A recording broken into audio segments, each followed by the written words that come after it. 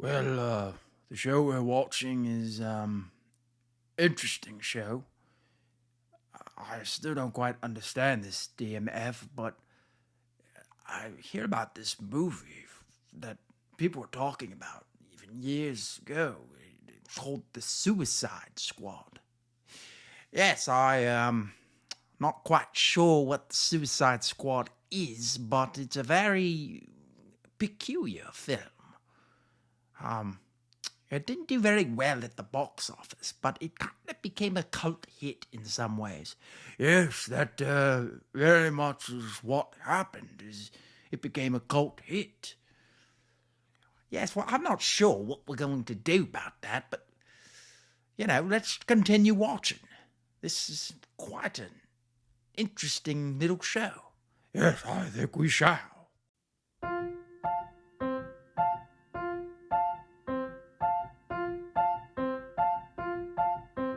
It's the DMF, it's the DMF, the DMF.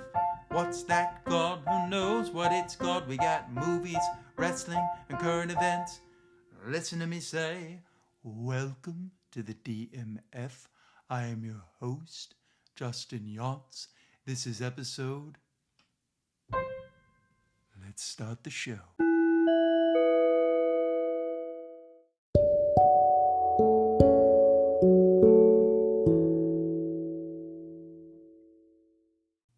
Welcome to the DMF. I am your host, Justin Yance. This is episode 104. So this is season 2, episode 4.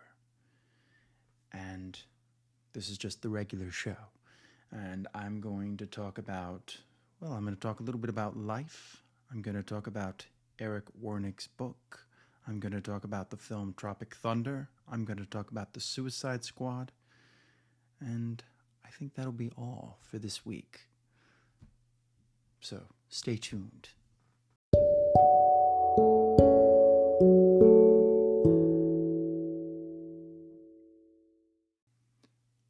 So a lot of interesting things are happening.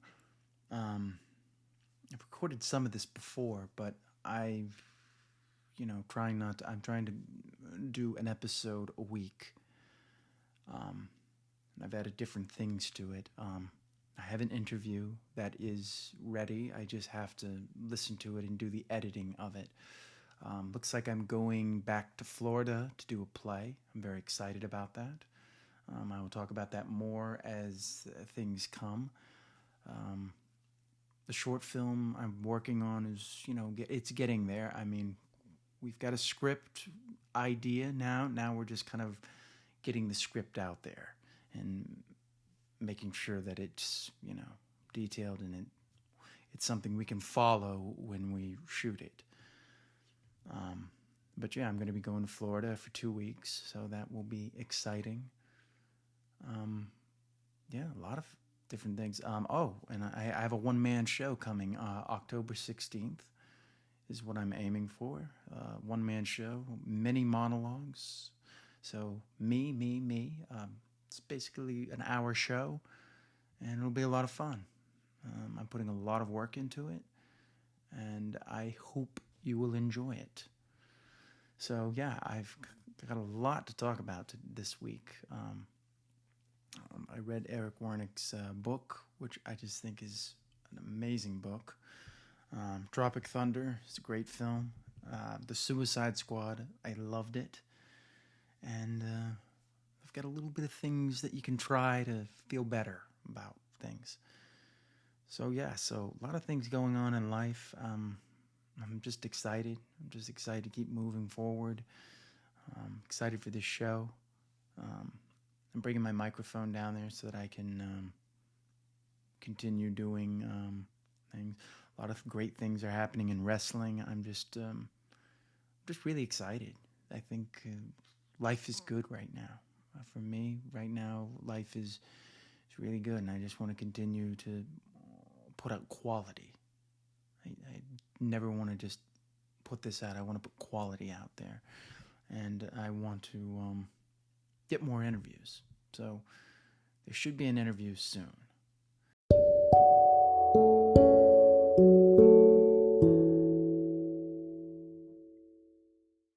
So I want to talk about this book, Meant for This: The Mindset and Strategy to Achieve Your Most Impossible Dreams. Once again, the mindset and strategy to achieve your most impossible dreams. Meant for This, Eric Wernick. I came across her channel on YouTube and I thought she had some really fascinating things to say. So I rushed out and I bought her book. And I have finished it, and I must say it is a fantastic book. And every actor who is acting now needs to read this book because this is just fascinating. She's basically, well, her website is called HollywoodSuccessCoach.com. She's kind of like a mentor. I wouldn't say a business coach, but somebody who, how do I explain this? It's hard to explain exactly what she is because I haven't seen this before. Oh, wow. She's got another book. I didn't even realize that just looking at this thing. L.A. Bound, The Ultimate Guide to Moving to Los Angeles. I'm going to have to read that as well. She's basically somebody who, say you're starting out and she's kind of like a mentor, somebody that can bring you up, somebody that can, wow. I'm having the hardest time trying to explain exactly what she does in short words. She's basically a success coach. So somebody that, is going to put you on the success for not so much on the business side or on the acting side, but your mindset, which is very important. A lot of people forget about this, that the mindset is the most important thing an actor can have. I always say this, it's either your voice and confidence. Those are the two things you need. Everything else is just kind of going to help you in other ways, but confidence and voice are the only things you truly need. And she's helping you with the confidence part of knowing that you're good, knowing that you can do this, knowing that you have a dream and that you can make that dream possible. She uses something in one of the videos, not in the book, but in one of the videos talking about how, people try to say that, succeeding in acting is like winning the lottery. Well, how many lottery winners do you actually know? And then she says, well, how many actors do you know that have made it? There you go. That's enough said. So it's not like that. And what she's trying to basically say is that we are creating our own barriers. We're kind of our own worst enemy in some ways. And she helps with a lot of people just like kind of writing it down, breaking it down, and working backwards. She has something that she talks about in the book where, you work backwards. You start here and then you work backwards. So you're reverse engineering, which is a great thing. What is it? The book Start with the Why is a lot. It has a lot to do with that. She talks about her 10 pillars. The first pillar is abundance. Always. I don't want to go into the book in detail because I suggest you read it. It's a nice read. It's not it's not overly complicated. I feel every actor though needs to hear this because it's so important. It's the hardest thing, and it's never really addressed. They're always kind of just trying to make you feel like a pawn in this game.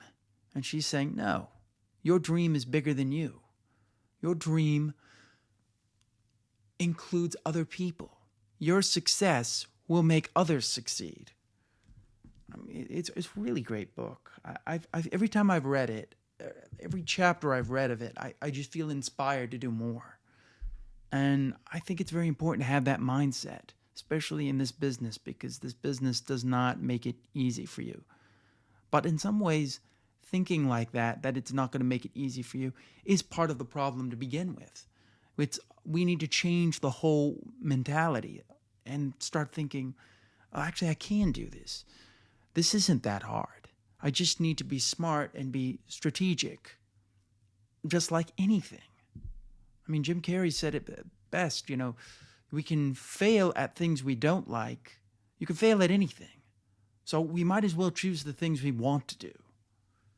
And people don't realize that. I'll ask some people, I'll say, what do you want to do? And they look at me like I've got something gross in my teeth or something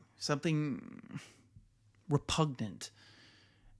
And it's frustrating. They haven't heard that before. And that's the most important thing. What do you want to do? Because if you don't want to do it, it's never going to happen. You have to have the vision. You have to see what you want, what you can become. And she helps with that. And I thought this is this is the best book I've read of 2021. I haven't gotten a chance to read a lot of books that were set like in 2021. I've been reading a lot of, past books, but so far from the books that I've read, this has been my favorite book.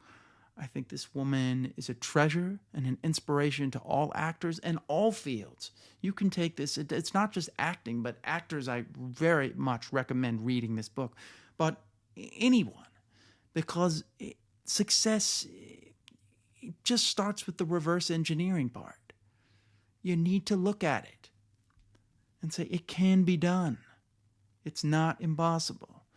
So I want to leave you with that, and I want to say thank you. And when we come back, I'm going to talk about the film Tropic Thunder.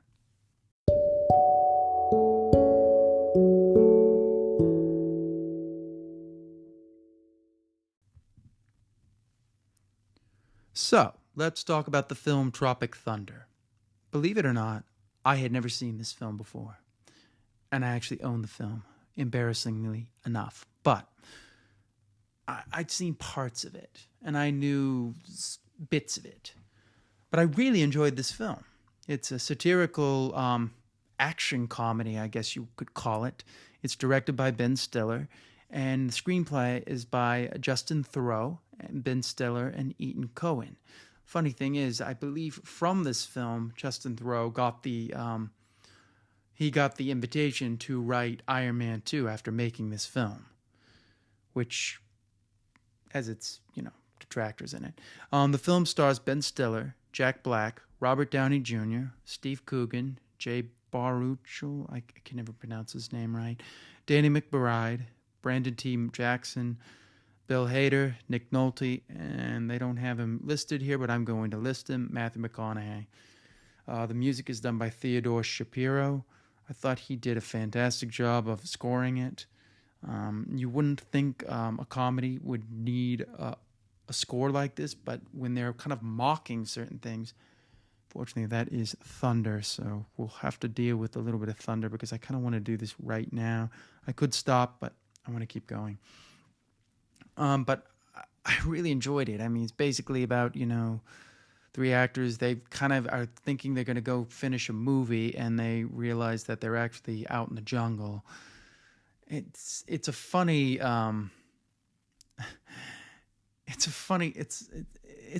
concept. Robert Downey Jr. is fantastic in it. He plays an Australian actor who is, I believe it's an Australian actor. Let me make sure. Yes, an Australian method actor, as they like to call it, a 5-time Academy Award winner named Kirk Lazarus. And he changes his pigmentation to play a black man. And today that would be very taboo, but it's really funny in this movie. Ben Stiller plays a character named Tug Speedman. He's basically an action star that's kind of on the way down. And Jack Black plays Jeff Portnoy, who is kind of like a take on Eddie Murphy at the time, just doing these comedies where he's just playing himself over and over again. It's a really funny movie. The dialogue is crisp. It just flows. This is kind of, you could also say that this was the beginning of the reconnaissance, Matthew McConaughey's renaissance. Reconnaissance? Is that it? Is that how you say it? I don't know. It filmed in Hawaii, and you can see that. It's got that Hawaii look. The cinematography is great. It's kind of mocking a lot of, the set behavior. So the film kind of takes place in a fake film, and then that leads them to a real situation. It's really funny. If you like, I forgot another actor in this, Tom Cruise. Tom Cruise plays Les Grossman, who is kind of a takeoff of, I gotta believe, Joel Silver and a lot of executives. Actually, no. I'm reading. He was based off of Scott Rudin, who was very very angry fellow, and would have tantrums. But you're talking to a guy who listens to Vince McMahon and has heard all the stories about Vince McMahon, so nothing shocks me anymore. But it's really funny, and the cast is brilliant. I'm going to get into spoilers, so here we go. Okay. I mean, the film's been out since 2008. I mean, if you're turned off by this spoiler, I don't know what to tell you. It did really well at the box office. The comedy in it is just hilarious. As I said, Robert Downey Jr. is so funny in it. The fake trailers, which they actually put movie studio logos at the beginning of it. So if you actually watched it, you would think it was actually a real trailer. That was brilliant. It's broad comedy. It's funny. They make fun of a lot of, they've got a part where Tug Speedman, Ben Stiller's character, is watching like an Access Hollywood, and they're making fun of him, and they're saying like one more flop and that's it, And his agent is played by Matthew McConaughey, and he's basically just playing, I believe, like Wii Tennis. He's got giant posters of it. Bill Hader's in it. He's funny. Tom Cruise plays Les Grossman, who's just like, I do not negotiate with terrorists. We're going to basically just have to, let these guys die. The film, when they're shipped off to the jungle, the director, played by Steve Coogan, is like, we have cameras everywhere that will take care of this, and this filming will be done. And he steps on a landmine and blows up, and they don't believe that he's actually the real director. So they're picking up his head and going, see, it's not really him. This is fake makeup and stuff like that. And then there's a recurring joke in there where Ben Stiller played a character called Simple Jack, and the Vietnamese people that see him are like, that's our favorite film, so they make him do like a play version of it, and Ben Stiller's character becomes transfixed, and he loses himself, and there's a part, there's no way else to say it but crass. He says to Robert Downey Jr. says to him, he says, never go full retard. I mean, that's the line. I don't, he brings up his examples. He says, Rain Man, Dustin Hoffman, not retarded. You got you got Forrest Gump, Tom Hanks, not retarded. You never go full retard, which plays into the film. It's not. It could be just this like little thing, but it actually plays into the film because at the point he does go completely into it. He's saying, "Don't get fully into it. Don't lose yourself in the character." Is basically what he's trying to say. And Robert Downey Jr.'s accent as Kirk Lazarus, when we finally find him as Kirk Lazarus, is this really well-spoken. It sounds a lot like a mix of Mel Gibson and this hoity-toity actor that we haven't seen. Oh, well, here we go. I just read something. He's modeled off of Russell Crowe, Daniel Day-Lewis, and Colin Farrell. That's even funnier to think about it. And he has done an Australian accent in Natural Born Killers. I believe he was actually nominated for... I believe he was nominated for an Oscar for Tropic Thunder. It was kind of a shock because they don't really nominate comedies, but he did such a wonderful job in the film. I think that they did. I'm going to make sure that I'm correct. Yes, he was. He did receive a nomination for Best Supporting Actor. Now, that was the year that Heath Ledger won for the Joker, and there was like no way that was not going to happen. Nick Nolte is great as this character who's written a book but is supposedly just a charlatan. But it did very well at the box office. It's funny, and there were actually points where I'm watching Downey Jr. and his black face makeup, and it looks so realistic at times. I'm like, he kind of looks black in some ways.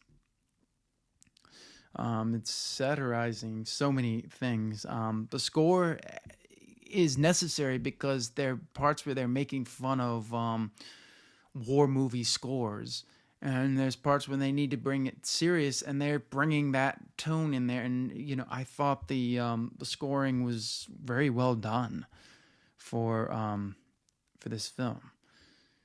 Theodore Shapiro, who has done films such as he's done Bug. He did. Let's look at all these things. He did the movie Heist, Not Another Teen Movie. So he's done a lot of scores where they kind of just are like playing along. It's not really a score where you notice. It kind of just fades into the background. But Secret Life of Walter Mitty, I thought that's a fantastic score. So I stand corrected. I think it's a fantastic. Oh, and he did Last Christmas, which I reviewed on here, and I liked, even though a lot of people don't like it. So he's done a lot of comedies, but yeah, Central Intelligence with Rock and Kevin Hart. That's a good film too. So I thought this was a terrific film, really funny. I'm very glad I watched it and just sat down and saw it, and it works. It's really good. You can see why they gave Justin Theroux the job of writing Iron Man 2. And when we come back, I am going to talk about The Suicide Squad.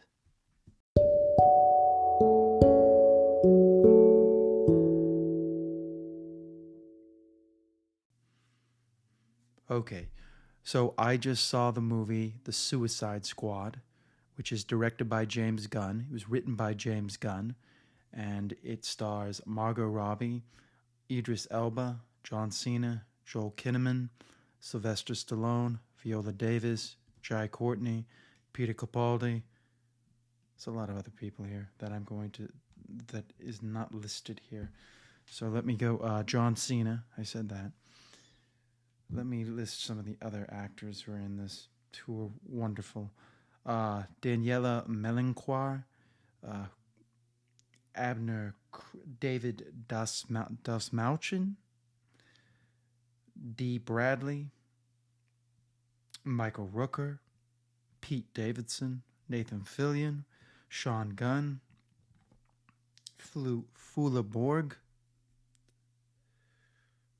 Yeah, quite a few names in this film. And the music is done by John Murphy. So let me talk a little bit about Suicide Squad. I thought this was a terrific film. It really took what we were hoping the first Suicide Squad was going to be about. These expendable, villains just sent out on a mission and left to pretty much die. They don't really have a choice. If they run, they die. If they stay, they die. There are a lot of things that could have happened. And I think this film touches on that, that idea of people going on a mission. And that's what Suicide Squad was supposed to be. And it got lost in translation. They tried to turn the last Suicide Squad into Guardians of the Galaxy. Ironically enough, or funny enough, however you want to say it, James Gunn actually directed the sequel. And, well, I don't know. This is kind of a sequel, but it's also kind of a reboot.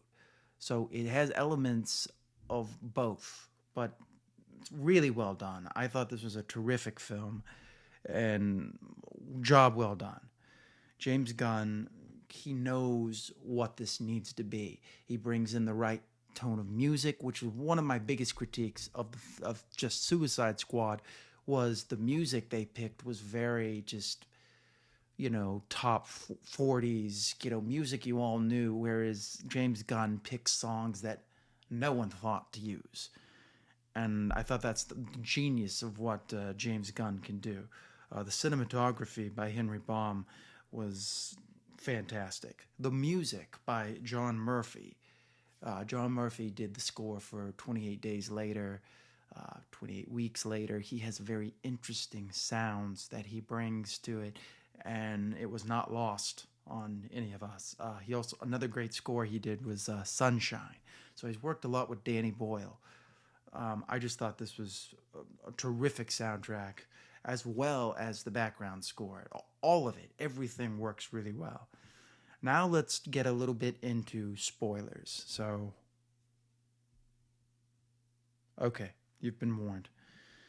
So yeah, after James Gunn was taken off of Guardians of the Galaxy Volume 3 because they just fired him, he went off and was going to do the Suicide Squad. Now they're going to bring him back. That's great news for all of us.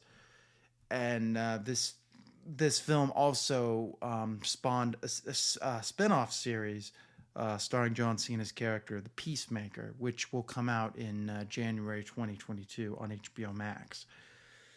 This had the blood, the violence, the language that it needed. Suicide Squad, the movie that came out in 2016, tried to dumb all that down and turn it into a PG-13 movie. This is a rated R movie. And they bring in the guys that we all know from the Suicide Squad, like King Shark. King Shark should have been in the first Suicide Squad. Instead, they put Killer Croc in there. They just were lazy with all the villains in there. And then they shoehorned the Joker in it. And then they cut him out in editing. So, David Ayer's cut, I believe, is truly a superior film if we ever get to see that film. And they should release it. And hopefully they will. But who knows? I don't know. They just seem scared to do that. Just the way this film starts, it kind of does a 180. You think it's about these guys, and these guys are just expendable, and they just die in the first 10 minutes. And then we meet the actual Suicide Squad, Idris Elba, John Cena, the characters that they're playing, Bloodsport, Peacemaker, King Shark, Ratcatcher 2. And you see them all just kind of going around, and John Cena's character, the Peacemaker, has one of the best lines ever. He says, I cherish peace with all my heart, but I will kill every man, woman, and child to make sure that I have that peace. And I just like, oh my God, I was like, that's the best, that's like the best way to look at it. He's basically American ideals taken to the nth degree. Yes, I want peace, but I'm going to kill you for that peace. He made that character. I was blown away with what Cena did. Somebody finally took the things that Cena does really well and made them work. But Cena has this awkwardness to him, and he was able to bring that in and make it work. Margot Robbie, I thought she did a great job with Harley Quinn. Some people hate her version of Harley Quinn, but I thought I thought this was a great follow-up. Follow-up in some ways to Birds of Prey. It just kind of it highlighted the character more. Viola Davis had more to do as Amanda Waller. We sense the fear that this woman will kill anyone that gets in her way. King Shark, the shark that has no friends but is just wants to fit in. It's so sweet. He has no friends. He says he has no friends, and he kind of learns to have friends. And there's this sweet scene where he's seeing these fish, and he thinks they're his friends. And they eventually come out, and they attack him. It's like his first real friends, and they attack him. It was so... Idris Elba brought so much to Bloodsport. He brought all these different layers to him. And there's a part where he meets his daughter, and they just start screaming at each other, and it's the F word, F word, F word. I'm like, that's how it would be if you were in an interrogation room with your daughter. Dysfunctional families don't try to be polite. They're just in your face. I have some people in my family who exactly would act like that. And I was like, yes, that's what it's like. Thank you, James Gunn, for putting that in. Joel Kinnaman as Rick Flag had so much to do, had more to do here. Where, you really got, he was one of the best things of that version of Suicide Squad. Jai Courtney, he gets killed in the first 5 minutes. That was a shocker. Peter Capaldi's character as Gaius Grievous, the Thinker. Oh man, nobody can monologue like Peter Capaldi. There's a reason he was Doctor Who, and he just brought it.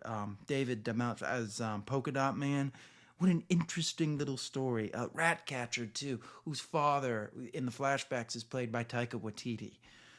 It just, I can't say enough great things. Nathan Fillion plays a character that gets killed first and called the Detachable Kid, TDK. So basically, he can take his arms off, and basically, it's done for comedy, and it's one of the funniest things ever. He was actually in the first Guardians of the Galaxy. He's the guy that gets his hand up his nose, by Groot. Everything, the music in it. One of my favorite songs that he put in this film, which I thought I was like, wow, he's bringing in a different Whistle for the Choir by the Fratellis. That was a great use, because there's the part where she meets this general, and we just get the whole story of Harley Quinn falling in love with this guy right off the bat. I just thought this was a terrific film. And then the big thing, they revealed this in the commercial and in the trailer, but I didn't watch the second trailer, so I came into it not knowing that Starro, the Conqueror, would show up. And when he shows up, they like do a still image, and they show, not a still image, they kind of just freeze frame and show Suicide Squad versus Starro, the Conqueror. It's so funny, so funny. Only James Gunn would have thought of something like that chapter type of thing that Quentin Tarantino does. Here they are, the Suicide Squad versus this giant starfish. And it was great. He's violent and vicious. I'm kind of sad that they killed Starro, because Starro Superman couldn't even kill him, but they needed to give him something to do, and it was interesting. And they, Rick Flag and Peacemaker's big fight is so vicious and violent, and the way they use John Cena as Peacemaker, just throwing him around, I'm like, okay, he actually could play the Terminator now. Now I see it. I mean, he just was terrific. And when Rick Flag gets killed, he says, "Peacemaker, what a joke." I could go on and on about spoilers. I'm pretty much just running through the whole film, but I just loved everything about this film. I just thought everything worked well. Some people don't like it. I thought it was exactly what James Gunn does, and does well. Violence, gore, language, music, all the elements that he can bring that only he could do, and he brought it, in spades, and I am just so thankful we got this movie. I can't recommend this movie enough. I know some people might not like it, but I don't know what to tell you. This is the Suicide Squad. This is what it should have been in 2016. Not a PG-13 movie, a rated R movie. King Shark is terrific in it. All the minor characters, and there's no really weak link I find in it. He just did everything right. Only thing I might say is maybe don't kill Starro, but the way they did it was just, oh man, terrific. That's what people want to see. The Suicide Squad going off, doing a mission that nobody else can do because they're expendable. Perfect. Exactly what we needed. So I've got no complaints. Yeah, I love this film. And when we come back, I'm going to close and talk about some nice things that what you can do.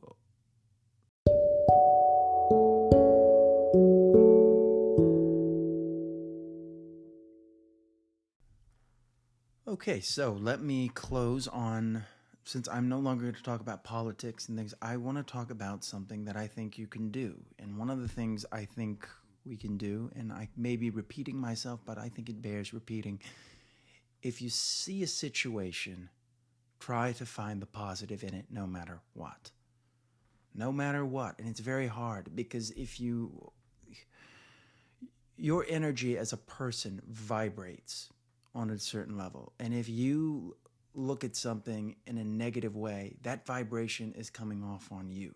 And it allows you to attract bad stuff, or things that you may necessarily not want. So try to see the good things, even when it's not a good situation, because there's always something positive in that situation. It's very hard. I'm not saying this is easy. It's not easy. But if you can learn to do this, you will be able to take any situation and move forward. No matter what it is, you can find it because you're going to do it. Another thing you can do, think about the thing that you want. Think about it and talk about it as if it has already happened. Talk about it as if it's already happened. And continue doing that and feel how you would feel if you had what you wanted. And if you can feel that before you have it, you will have already gotten what you needed out of it. And you will be attracting more things, like-minded things. Now, we're getting into metaphysical things here, so it's hard to put it out of here. Some people will call this pseudoscience. I think it works. I think it can help you. So try to see the good in things. I should have another interview sometime this week. A lot of things are going on. A lot of changes here and there. But I do have an interview already done. I just got to listen to it and, edit it together. But it's there. It's done. So I want to say thank you for listening. As always, you can find me at Justin Yachts. And I will see you next time on the DMF.